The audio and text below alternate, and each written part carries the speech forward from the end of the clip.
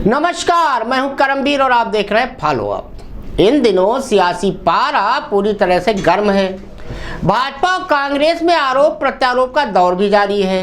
बीते कुछ दिनों से कांग्रेस के घोषणा पत्र को लेकर बीजेपी हमलावर है।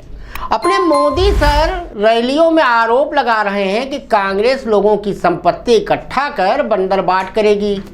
इस विवाद के बीच सुप्रीम कोर्ट ने मंगलवार को संविधान के अनुच्छेद 39B की व्याख्या के लिए प्रक्रिया शुरू कर दी है। सुप्रीम कोर्ट की 9 न्यायाधीशों की पीठ यह निर्धारित करेगी कि राज्य का नीति निर्देशक सिद्धांत यानी DPSP सरकार को निजी स्वामित्व वाली संपत्तियों के पुनर्वितरण की अनुमति देता है या नहीं।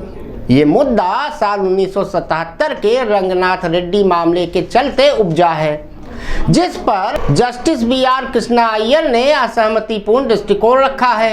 इस मामले को फरवरी 2002 को 9 न्यायाधीशों की पीठ द्वारा व्याख्या के लिए भेजा गया था। अनुच्छेद 39B में प्रावधान है कि राज्य अपनी नीति को यह सुनिश्चित करने की दिशा में निर्देशित करेगा कि समुदाय के भौतिक संसाधनों का स्वामित्व और नियंत्रण इस प्रकार वितरित किया जाए कि आम हित के लिए सर्वोत्तम हो।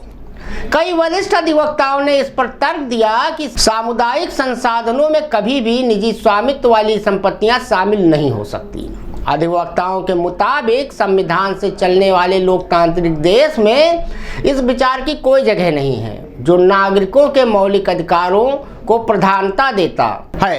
दरअसल पहले दौर के लोकसभा चुनाव के मतदान के बाद परेशान भाजपा और मोदी सर कांग्रेस पर हमले के नए नए तरीके ढूंढ रहे हैं। इसी क्रम में मोदी सर ने हिंदुत्व वोटों को छिटकते देख हिंदू मुस्लिम का पुराना कार्ड भी खेल दिया और खुलेआम कांग्रेस पर आरोप लगाया कि सत्ता में आने की स्थिति में वह हिंदुओं की संपत्ति को रोहिंग्या और दूसरे मुसलमानों में बांट देगी।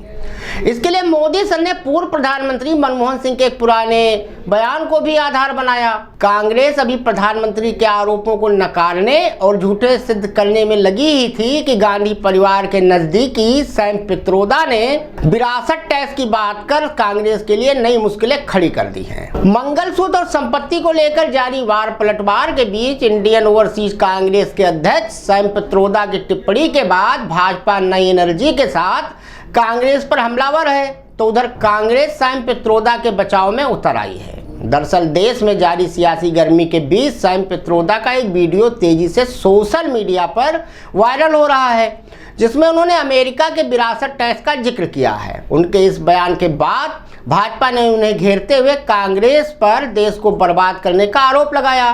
हालांकि कांग्रेस ने पित्रोदा के बयान से किनारा करते हुए बयान को निजी बताते हुए पल्ला झाड़ लिया। कांग्रेस अध्यक्ष मल्लिकार्जुन खड़गे ने केरल के तिरुवनंतपुरम में मीडिया से बात करते हुए इस पूरे मामले पर अपनी प्रतिक्रिया भी दी। सैम पित्रोदा के बयान पर खड़गे ने कहा कि हमारे देश में संविधान है, हमारी ऐसी कोई मंशा नहीं है और भाजपा सिर्फ वोट के लिए ऐसा कर रही है। आपको ये भी बता दें कि जिस कानून का सैम पित्रोदा ने जिक्र किया है उसके मुताबिक अमेरिका में विरासत टैक्स लगता है। इस कानून के मुताबिक यदि किसी अमेरिकी नागरिक के पास $100 मिलियन की संपत्ति है और जब उसकी मौत हो जाती है तो उसके संपत्ति पर सीधे टैक्स लगाती है, जिसे संपत्ति टैक्स कहा जाता है। और यदि अमेरिकी सरकार संपत्ति से किसी भी कमाई पर आयकर लगाती है तो फिर उन लोगों पर विरासत कर नहीं लगाती है जो संपत्ति से संपत्ति प्राप्त करते हैं। बहरहाल भाजपा और मोदी सरकार को कांग्रेस पर सैम के बयान के बाद हमला करने का सुनहरा मौका मिल गया है।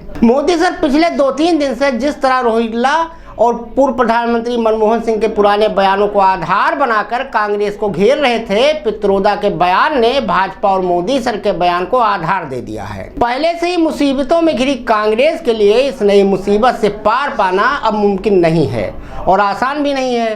तो कुल मिला के कह सकते हैं कि कुल्हाड़ी पर पैर मारने के बजाय कांग्रेस ने खुद अपने पैर पर ही कुल्हाड़ी मार ली है।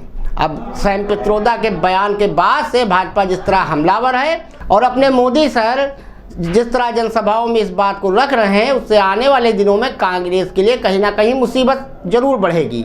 वैसे इसको डैमेज कंट्रोल करने के लिए प्रियंका गांधी भी अब अपने जनसभा में मंगलसूत्र की बात कर रही हैं कि उनके पिता ने देश के लिए कुर्बानी दी, उनकी मां ने अपना मंगलसूत्र दिया उनकी दादी ने कुर्बानी दी।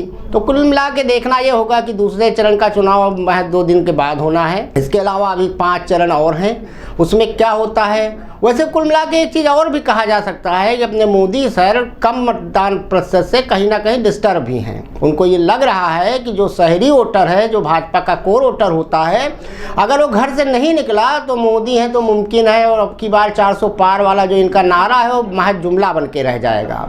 धन्यवाद।